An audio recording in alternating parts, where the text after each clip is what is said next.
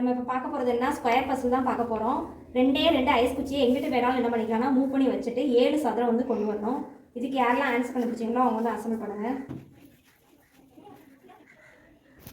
1 2 3 4 5 6 7.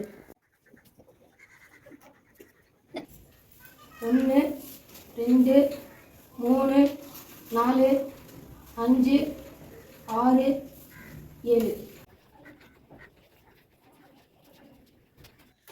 1 2 3 4 5 6 7.